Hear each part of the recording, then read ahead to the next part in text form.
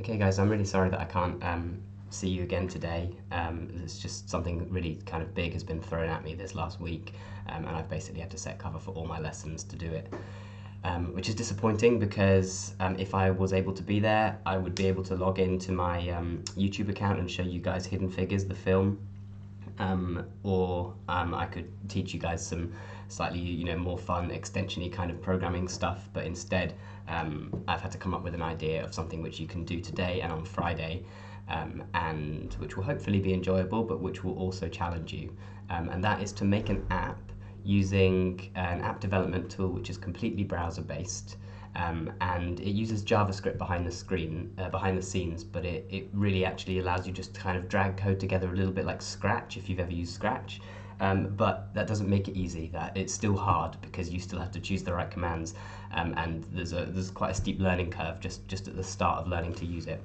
So follow these instructions, and I'll get started in showing you now what I want you guys to do.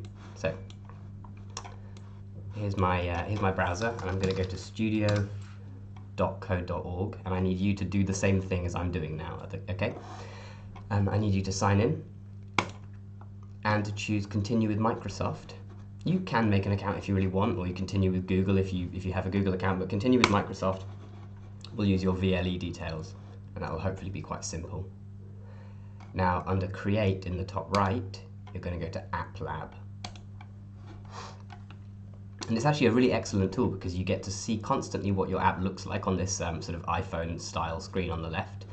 You get all of your different, like I say, kind of Scratch style drag and drop coding elements here.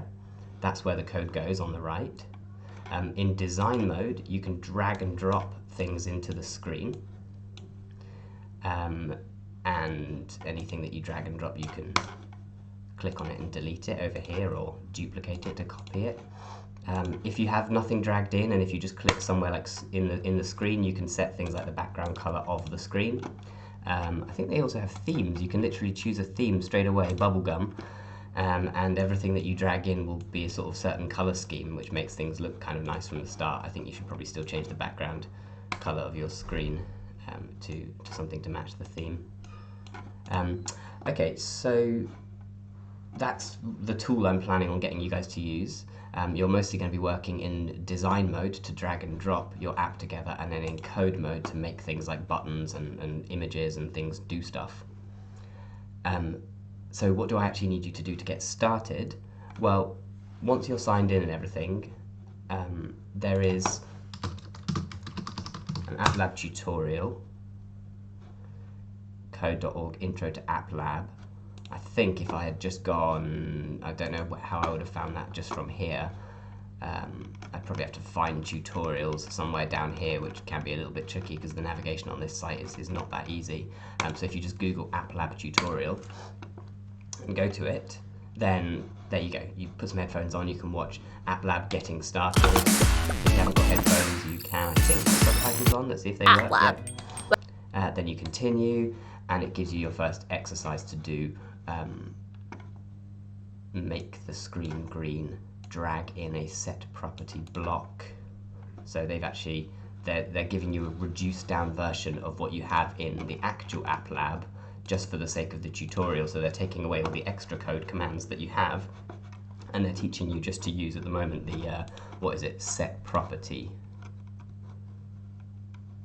There, set property. So what they're teaching you in the tutorial is the equivalent of doing set property over here, but in the tutorial they're just giving you the set property thing. So they just want you to go use the drop downs to set the screen's background color to green. So they've actually already, unless I did this before or something, so you're dragging that in there, you're setting background color to green, and then you're pressing run, and it should work. Did the screen turn green? If so, hit finish. Continue. Okay, I think the reason that these seem kind of half completed is actually because I've done them before, but that's what you get normally. Make me bigger and blue. Go. You'll need 2 lines of code. Set property, label 1, text color, blue, and then you'll need another set property, label 1, text size, maybe, font size, 20 or something. Okay, oh, seems like 20 was already the size, so let's go 50. Okay, and if you've made it bigger and blue, then you press finish and move on. Okay, now that's the tutorial. Once you've completed that, then you should have a bit of an idea about the sorts of things that you can do over here. So in design mode, for example, I could put a label in where the label text is hello, and I can choose things like the height of the text, etc., the height of the text box, the font size, etc. I can do all of that stuff in the properties window of the element. That's what we're calling the thing on the right of the screen here, the properties window. But you can also, in the code area, you can do things like set the property of label 1 to text color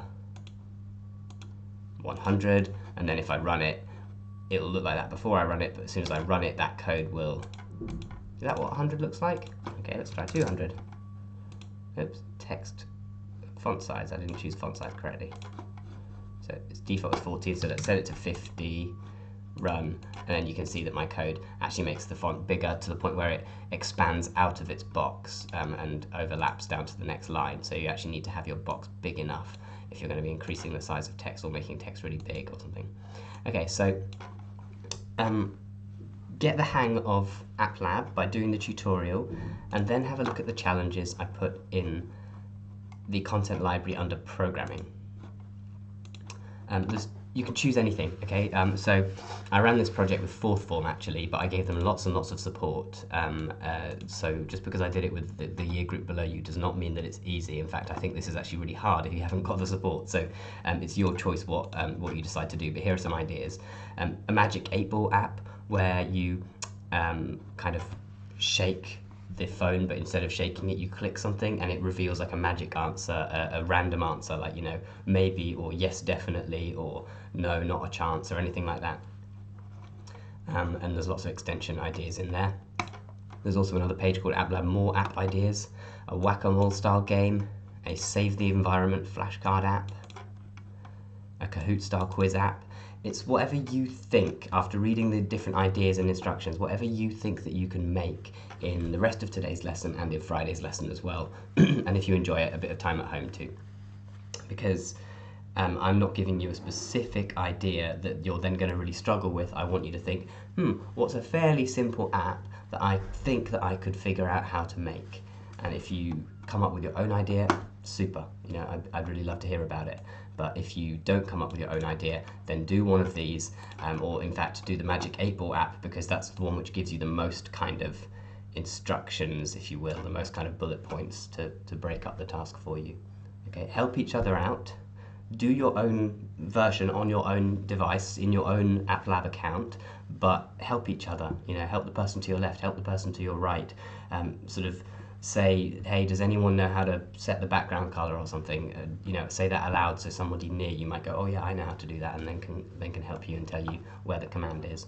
All right, so good luck. I think you guys are good enough coders these days that you will be able to do something cool by the end of Friday on this. But it is the first time you're using it, so I appreciate there will be, like I say, quite a steep learning curve at the start.